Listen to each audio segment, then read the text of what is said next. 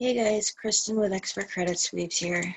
So this is Q&A number 2, and this is how it's done.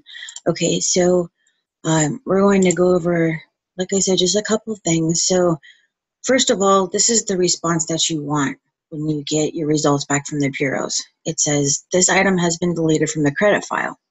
What you don't want is for it to say that it's been verified. So if it says that it's been verified, that's fine. You know, we just take the next action, but I wanted to show you what that would look like, both results. So let's go over here to this PDF. All right, so this is a mortgage account. So this client had negative payment status and comments, right? If you look over here, let me see, where is it? If you look over here, it says paying as agreed. That's exactly what you want it to say. So what we did was we disputed the payment status and comments, and all it did was update the account. So we were able to keep the positive account and, like I said, remove the negative items.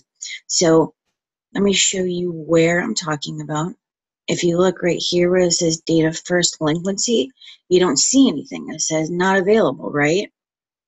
Now, if you look right here, I highlighted it, but it didn't really show up. This section right here, you'll see like March says 30, April says 60, so on and so forth, all the way to December, it says 180 right here, okay? So this whole section does not show up for the creditors when they pull your credit. It only shows when you look at your own credit report, okay? I just want to be very, very clear about that. So you wouldn't need to worry about, well, why did my comments come off? And, it says I'm paying as agreed, but then it shows down here. Nobody else sees this little calendar 81-month payment history. No one sees that. The historical payment information has been removed, okay? So let's go down to the next one. All right, these are just the beginning scores for a client that I have. I've been working on his credit currently for 4 months, starting 619, and these were his scores on 619. So of course, it's Equifax 505, Experian 525, and TransUnion 485. All right, so let me show you where we currently are at. And of course, so we've got Experian is at 600, TransUnion is at 620, and Equifax 596. So if you're talking point increase, Equifax went up 91 points, Experian went up 75, and TransUnion went a whole 135. And we actually still have, more to do. All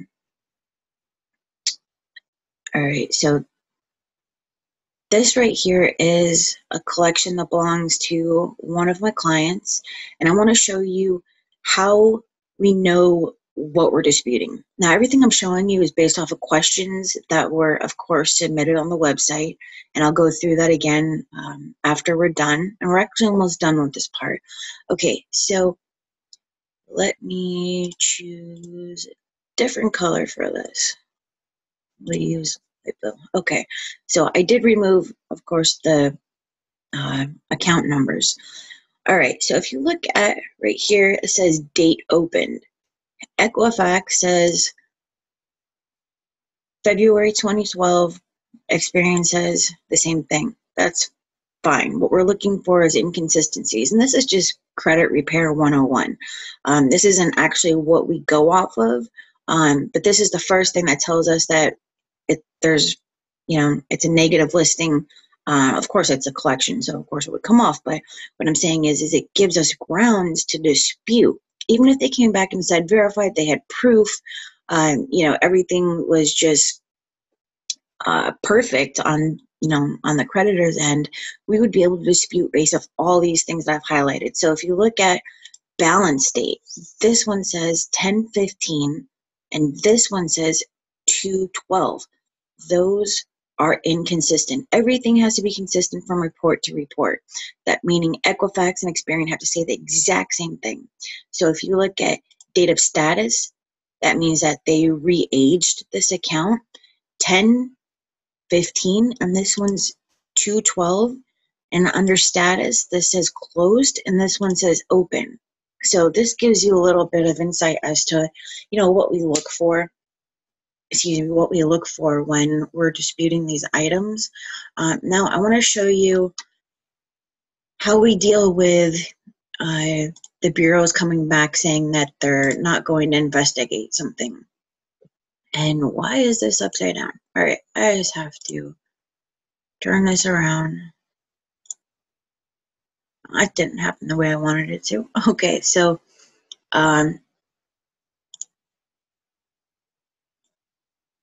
this whole section right here.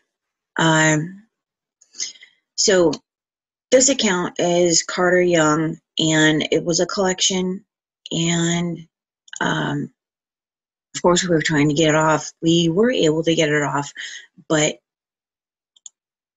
if you look at this part right here, this is very important. So this is where they're saying we're not going to reinvestigate. This was after just one round.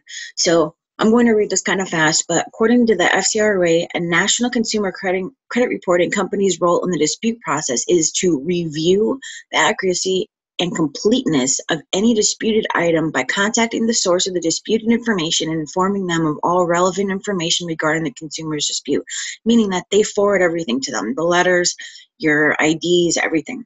If the issue is not resolved, then the consumer reporting agency, reporting company, meaning the credit bureau, must offer to include a consumer statement on the personal credit report.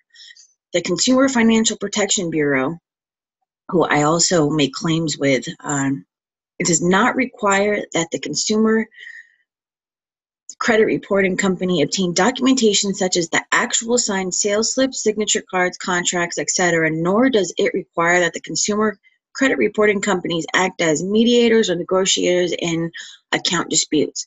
Okay, so let's talk about that for a second. What they're saying is that you disputed this account, we're not going to do anything with it anymore, we're going to ignore everything. And look right here, unless you send us additional relevant information to support your claim, we will not investigate this information again. Now, that is illegal. I'm going to show you why it's illegal. Okay, they can't do that. They didn't prove anything, they didn't provide any information, and that's a violation pursuant to the FCRA.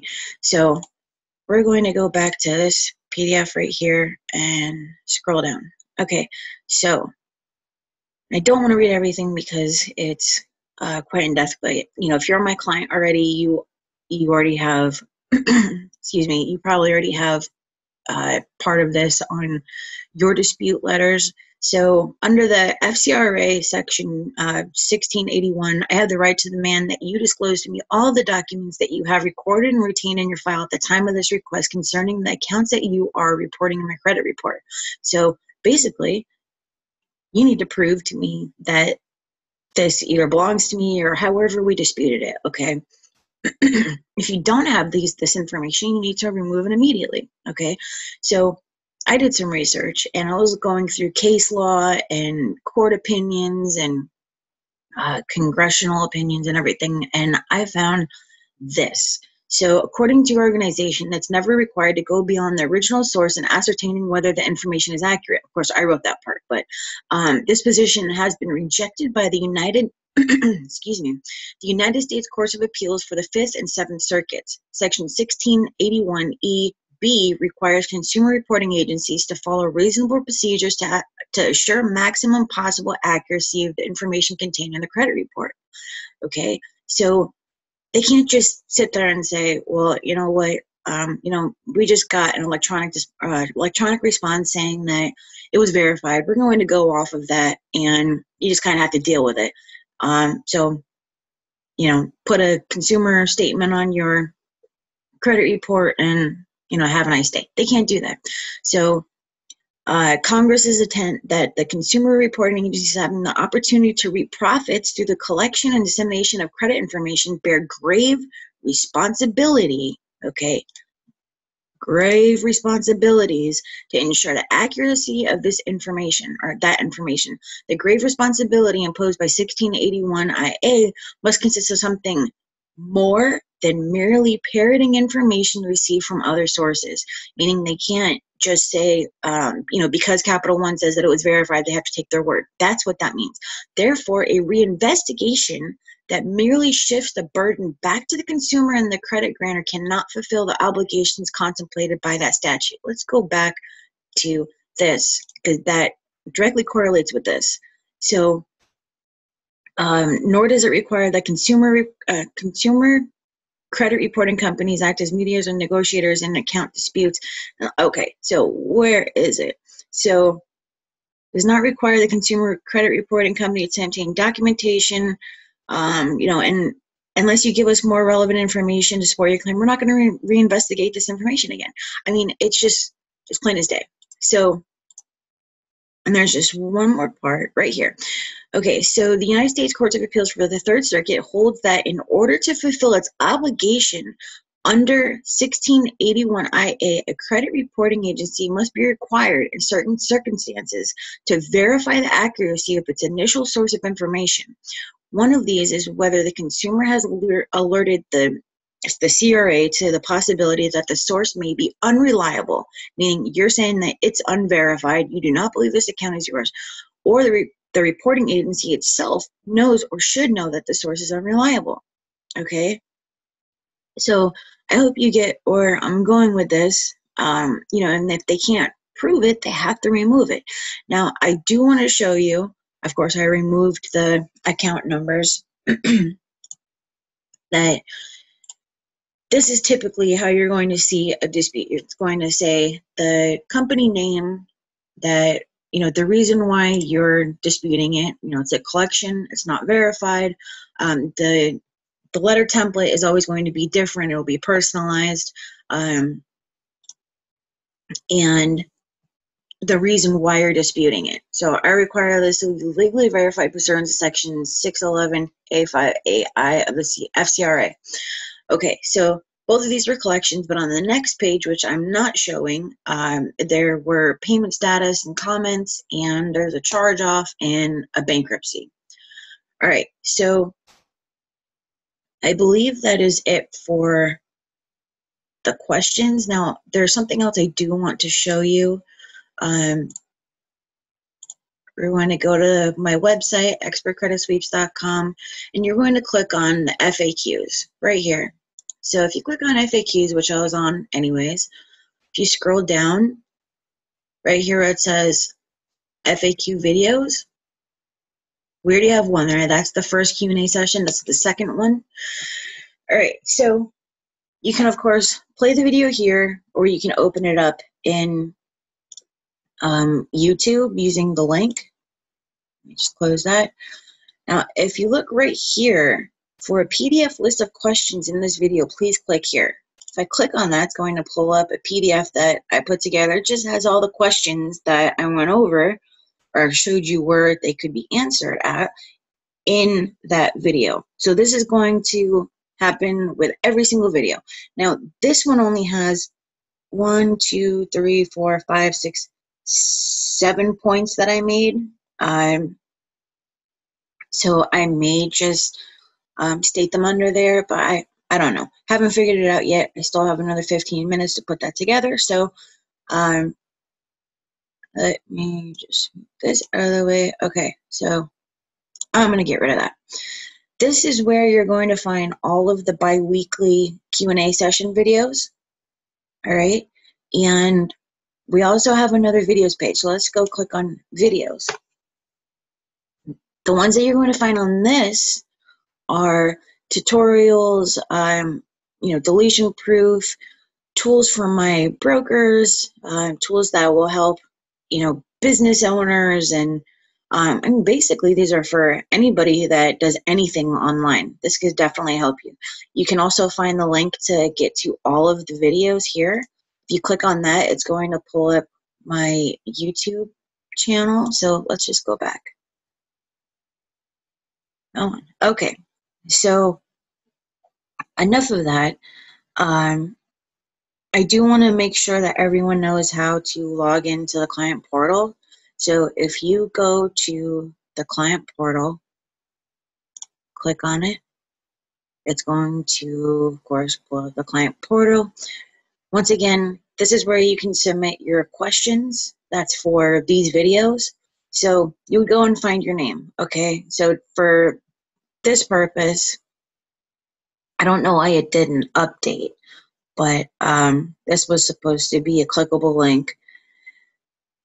Wondering if I have to run my registry. I don't know. This was supposed to update. I put the name Ted right there, and it's supposed to pull up the client portal. So let me, I'm going to do it this way. There's something specifically that I need to show you. So you would go find your name, and then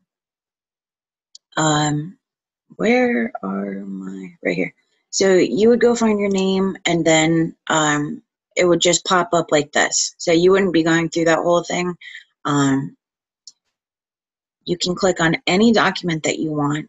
This one's not password protected because these are the procedures and FAQs that are available to everybody to view. I was just using that as an example to get to your document. So you can just click on whatever document that you want. You'd put in the password that we set, and then it'll download. And then, of course, you can open up your download.